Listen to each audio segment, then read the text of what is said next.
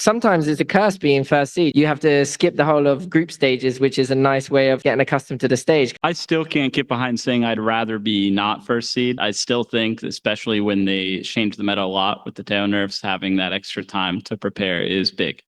Let's talk about what you get as a first seed. So you get more time. You get to pick, potentially, who you want to play. You play less games, so if you have comps that maybe could get antied, then that's less opportunity for people to see them. Maybe you're bad on a map, less chance for people to work out that you're bad on that map. There's demos for you to watch of opponents as well, so you can kind of see maybe what the meta is, maybe what's strong at the moment and what map to avoid, or when you're picking one of these teams, you know what you want to pick or what their weak map is. And you can also kind of work out veto and game plan going forward. Playing through the Swiss stage, what do you get from doing that? You get a lot of reps on stage. Say you have some inexperienced players, some rookies, and it's their first time playing in front of a big crowd like this. They get used to the stage, get used to the environment, and those initial nerves they can get out against lesser teams, right? So you're less likely to get punished for it. You have official demos. I felt like when I was in a team, an official demo was kind of the equivalent of like a whole day of prac, or maybe even 2, just because you have a team proactively trying to work out how to beat what you're doing, and they can find holes that maybe you didn't realize were there in practice, or maybe players are making mistakes in prac that they said they wouldn't do in officials, but they're still doing it. So you can use that as an example. It's very common. And then you have maybe an easier game plan. Maybe you in this one game were exploiting over towards B main on Ascent really easily, and you didn't use that much util, and you know that the team is going to try and fight that a lot heavier, so you can come up with a plan trying to basically the ante of what you think teams will do against you. And the main thing is momentum. You get a lot of momentum, getting some wins, feeling the confidence, and it's something that can't really be measured, but it's definitely something that has always been huge in gaming, and it's probably the biggest argument against starting in as first seed and missing the Swiss stage. I mean, you see it in games, right? You can snowball games from just momentum. It's something that, again, it can't be measured, but it's definitely the biggest factor of getting wins after wins and just everyone feeling the confidence from that. Seed 1 teams went 0-4 this Masters. So what went wrong? The team that picked first had the biggest advantage, so we should start there. We have XLG. Okay, honestly, XLG. Nice. Who on earth did they pick? Yeah. Who do we have here? Who do we think we're gonna go for? Are they go for Sentinels? Get redemption? Oh, they're getting redemption on the Chinese teams. Wait, that's kind of sick. Okay. G2 already losing today. This could be a G-Lai pick Sunset. And it's an interesting start. XLG will pick into Why are people Sunset. picking their enemies' best maps? What is going on? If they play like Cypher, KO, Sova, Neon, Omen comp, I'm gonna lose my mind. Oh, I see the Cypher already, man. I see the Cypher already. They have their chance to live up to that, to do what EDG has done in the past. And looking at the comp, they want to fight over towards mid with 4. Again, they kind of put themselves in a position to not use that ult, but I guess this is a breach setup. Breach ult setup. One by one, they crumble. Mini's able to get 2 on the round, but Happyway's gonna fight for his damn life. And I'm sorry, are we not interested in the extremities of the map anymore? Are we not interested in using ults? Also got this rolling thunder to punish a potential flood back in from these sheriffs. Sen clearly realized the time for subtlety is well and truly over. Our drone Zekin wants to get ahead, but this is a little bit dangerous. Now they use the ult on the eco. Trying to get to a safer spot. Zekin taken down. Odor's marker was where the thunder went. Big smoke. And XLG now with these sheriffs, recovered rifle. Raka still working with it. Narrow with a shorty. Flash. Yeah, another ult into the eco. Make it 4. It's really nice from Bang, but the G-Lai are messing up. Zelsa's looking a little bit stranded, but do they check this corner? Absolutely not! A freebie for Zelsa, there is Raga deals with it. Dude, Zekin went crazy this game. It's just if Sentinels already a standard comp. Imagine they can get a good plant here. Wait, they take heavy control. They can maybe get a good plant. Still got it. It's going to be ripped right now. I think they missed something. Damn, dudes. Well, that was so easy for them. Combined for 4. Finally, Mini will have access to his weapon, but not before. Yeah, I think they missed a bit of a trick here, to be honest. They took heaven control It was only here that they could be, and they could have got the good plant for Mound, then they would have been in a safe place for the Visor. Paranoia comes in, but he spaced this out a little bit with his own paint shells. More time now for the rest of the defenders. Sova all over towards Heaven on the eco. They love it all on an eco. There's no assist on Who stood tall in that last retake has already fallen.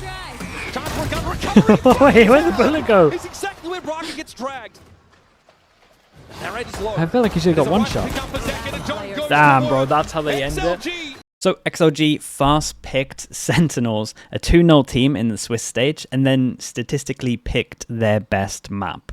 They also, on top of this, lost YOU, who in my opinion was like one of their main players of setting up Raga, which is maybe why he had a bit of a rough time. They also leaned pretty heavy away from Yoru, which was where he was fragging the highest.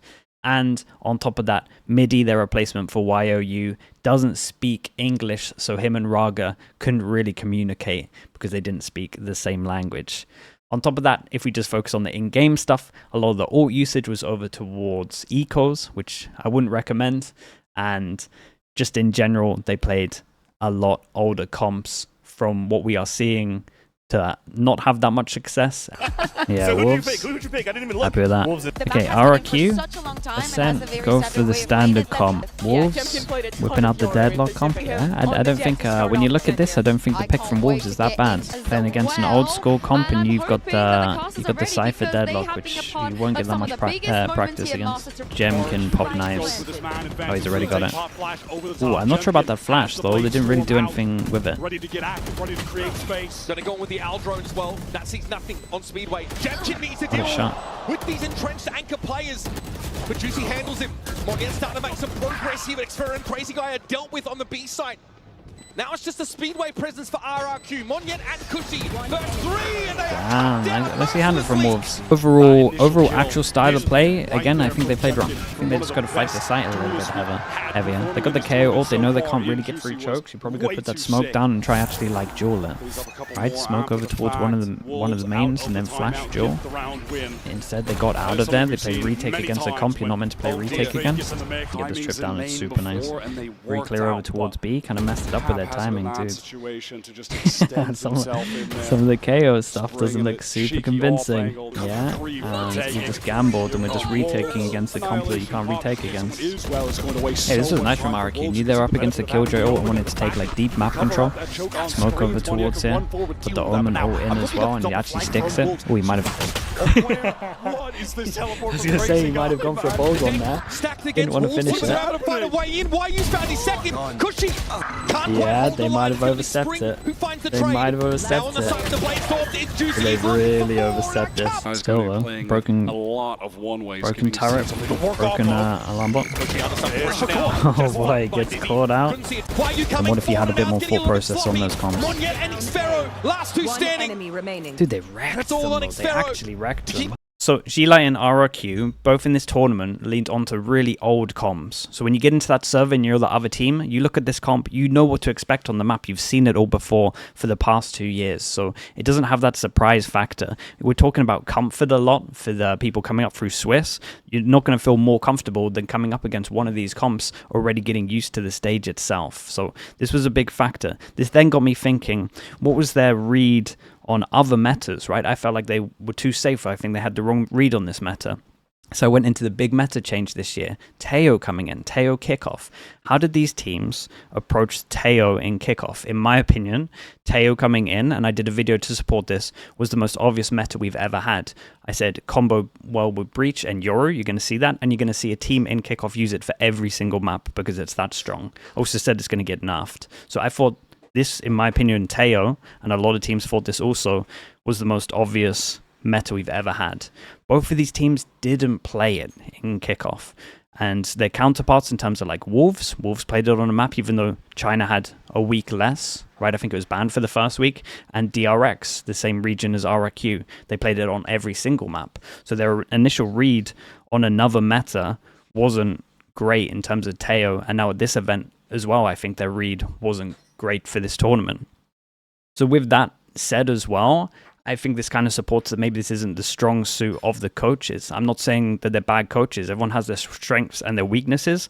Once they realize the meta, these are the teams that got the best with the meta, but their first initial read wasn't great in my opinion. I think I mentioned Wolves. I think Wolves are a really good example. Again, they started using Teo in kickoff. I know they didn't do great, but it still shows that they understood it. And then I look at this tournament. They had less time than all of the seed ones. They managed to have a great read on every single map. They brought out something new, right? If we're looking at Sunset, double Duelist, they brought out something new. They had double controller on a good amount of maps in terms of their split as well, right? They play it very differently in terms of their passive pressure everywhere. And then you're looking at double Sentinel, right? They played that on Pearl, they played that on Ascent. They just had such a good understanding of this meta, and it looks so hard for these teams to play. I'm looking at Gen.G. Gen.G was struggling against this. It's something brand new. There is so much to be said for a team that brings in brand new theory. And on the server, like I get that everyone's talking about the comfort of being on the stage, but the discomfort of being on the stage and going up against something new and the extra pressure of you having to figure something out on the go, it's so hard to play against. So I think leaning into an old meta really doesn't work for this event. Especially both of these teams were at fault for this. Both of these teams didn't lean into the Yoru. They both had Raga, Jemkin, the two both statistically best on Yoru, and they moved away from that. But in some circumstances, they kept the breach. I think that their initial read on the meta wasn't good here, and again, the history, at least for this year in Teo meta, supports that. Valen with the paranoia as he gets closer. Boombox. Good Omen flash. Not able to find any damage there. Steel coming through. Dude, However, look at this fade eye. Frenzy. Looking for a little bit Look more. at this fade eye. Pac-Man is a beast. Stingers on defense. Stingers on defense. They rarely do this one. Paper X have to be being able to find that. It's a hard retake, especially with Jing in this pause. Just a hair off as the push gets ready to come through. Patman going to be paranoid up, but something's got the Whoa, covering what a fire. shot that is. As he Wait, slides what? back around the corner. Flash now connecting. Read the name, don't look at the image. Trying to follow the action. Leaf able to find one, slides down into drop. Jonah P will lose his life, but it's now. And they only lost one. Going to use the TP deep towards A. Holy. Boombot Flash Prowler. Immediately dimensional drift going to be going out. Jogamo going to be taken down as Forsaken finds him over outside of stairs. Spraying across, balance dead. Respect, Dude, but still. if G2 keep giving Paper X aggro A, they're gonna lose. Okay, G2 for sure in that timeout. You know they're gonna go aggro A. They have to go aggro A. Seemingly a different Paper X today. So you can fast react somewhere around the map, or we can late re-clear A, which I don't think this comp can do well. Good shot. Try to whittle away at them. TP4, paranoia is there. Trent is there a little bit faster. Valen now on the repeat, gets his vision back. He's able to find Forsaken. Oh man, dude, that was nicely Just handled the from one kill in G2. the plot. 7 HP. Paper X fail on their retake over towards A as well. I think they have him down, man. I think they can't re-clear this, especially when they hold 2 and they've got this down. Jogamo gets out the AWP, that's how they want to play it. They want to give him A. Good trade. It's going to be Jing though, 32 health. G2 keep giving him A control, they're mental. God, what a big Joe. If the Vi gets the kill, he can open door and Visal. If Jing gets a kill, he can pop his ult for time. They're not even going to need it, they've just owned it. Dude, G2 have to save. Answering back though, trying to carry them forward. Jing at 32 Right. HP. They're frantically hunting, trying to spot them out. Nice. They have them surrounded. If G2 play A like this, they will lose. I don't know what they're doing. I can't believe they're not going to aggro A. Why are they giving them control? Dude, they give them A again. They're crazy. They go for a fast set strat, instant react over towards A, surely. Wait, they call back and go over towards C? Wait, this is a crazy, crazy call. He will just stay in position just in front of B. Something pushed up forward, finds one. Guys, they might have to save. Look at their money. You guys got to speed up fast. Viceroy's going to separate 2. Oh god. Big flash from Forsaken. You guys got to save. You have to save. On the opposite side of the door, Recon going to be cleared out. This fault line does not connect onto something. After shock, he's already swung out forward. He's already got the headshot. Goes to the sub swing. Dude, go! They have to go aggro A. Can a drone up P and he gets to re-clear all of this with the drone as well. Okay, but they get out towards A. It's such a huge win for PaperX. In through tree. Look at it. Jonah P. Checking stairs, watching for a late wraparound. Forsaken on the push, is able to find Valen, trade it out. Patman holding close, finds it, and it's all down. PaperX 2-0'd him. So with RRQ and XLG, I felt like it was more down to comps. With G2, I didn't mind their comps at all, especially with the third map being Icebox. We saw a little bit later on in the tournament that the Icebox was actually a pretty cool new comp that, in my opinion, first time you use it, I think it would have won. So I believe if it went to third map, G2 would have won. But obviously, they lost the Lotus. And again, I think the comp's okay. I'm not the biggest fan of the Breach, but I still feel like the way that they played the comp was the reason that they lost, and not the actual comp itself. For sure, it is a comp that PaperX have played against multiple times, so they feel very, very comfy. But if you actually watch the game, they just misplayed it a little bit on defense. They didn't go aggro enough on defense. With a no Sentinel comp, just means there's too many holes around the map, which means the defense is just split a bit too thin around the map itself. So this one was more of a misplay from G2 in my opinion, and yeah, it cost them pretty heavy. When you got the thing Sova ult, but maybe sometimes Sova ult. When you get the Yoru ult, it's normally a free win. When you get the Ice ult, it's normally a free win. So maybe they need to start getting some orbs. I don't know how close they are. Kind of need to prep for the next buy round. What does Gen.G do on this one? They got a Viper ult, if they want a Viper ult setup. Same thing. This is brand new from Gen.G. Recon deep with the Omen TP. Again, they do the Omen TP from so far away that they just don't realize the Omen's up.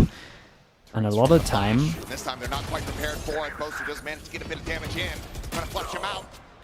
a lot of the time, like, this is a death trap, right? So, like, first 5 seconds, you're not going to be walking like this. So they're kind of using that as, using the pressure of that to make them feel like they haven't actually set up here. It's really nice. Trying to chase forward, trying to find that. Big Joe.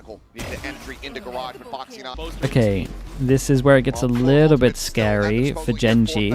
They've done an insane job, by the way.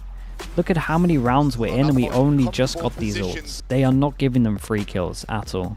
And you might fault Fnatic a little bit, maybe not getting enough orbs on this comp. Really nice, man. Kind of locked them in as well.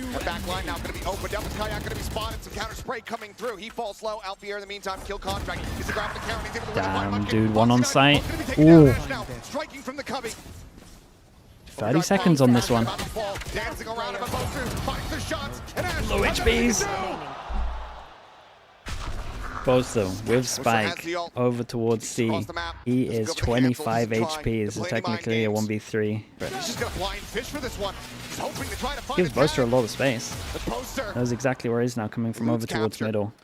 Pushes over towards garage. Big Jewel, man. He has a recon online. Does he think about it? No! Damn, really nice round from Ash. 15 seconds, are they done for? With not much time to work with, 12 seconds remaining here on the clock. 10 seconds left. Knows where one's at, should have heard. Guys gotta move.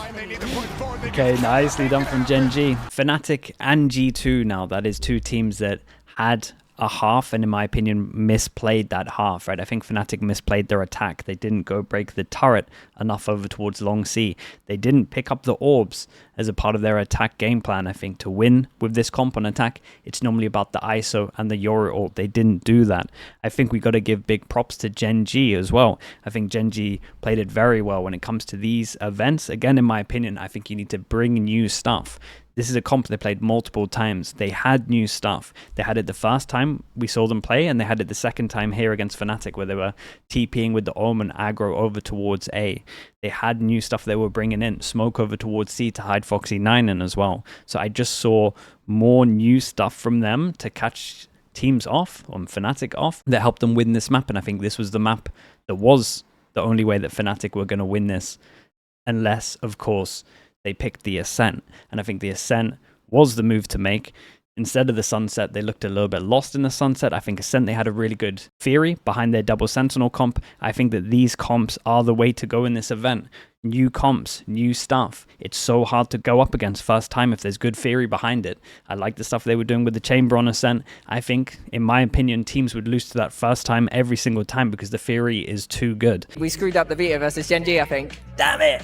This is interesting. You hear the trip close. You break it and then you don't think that the wall's here, so you think you've created all the pressure on short. Layers to this from Fnatic. Yeah, they don't go close enough. They don't hear the wall. It's genius. Damn, that's cool. I know analysts would look at it and they would go, this maybe isn't the best that we've seen, and they think they could beat it. But when you're on the server, in the moment, dealing with it the first time, with the pressure of the crowd as well, it gets very frustrating as players. So I personally believe that those kind of comps are the way to go. And I think that Fnatic kind of messed up twice here. The Veto, by having Sunset instead of Ascent, and then the second half, their attack half of Haven. So it comes down to the question, is it a curse to be the first seed? I think it might be a curse with what's going on. There's a chance it's a curse for sure. Is it a disadvantage? It's opinion-based, and I very much understand people that are of the opinion that it's the momentum is important. It's been proven. Look at the train, look at Crew's kind of run that they had for Last Chance Qualifier a couple of years ago. Momentum is a huge thing in this game. Is it important if you're looking at RRQ maybe to get some of the reps on the inexperienced players? Yeah, I think it probably would have helped them out. G2 playing through Swiss might have been able to sort out their Lotus defense and work out that they should go aggro. But at the same time, there's just too many advantages for coming first seed. So I'm of the opinion that I can't believe people are complaining about being first seed. I think they misunderstood the assignment. You are already top 8. You win 2 best of 3s, you're in top 3. We should be experimenting, bringing out new stuff. Things that were working in the Teo meta can still work. Vice is very hard to play against. Yoru. Why am I seeing more Neon than I am Yoru?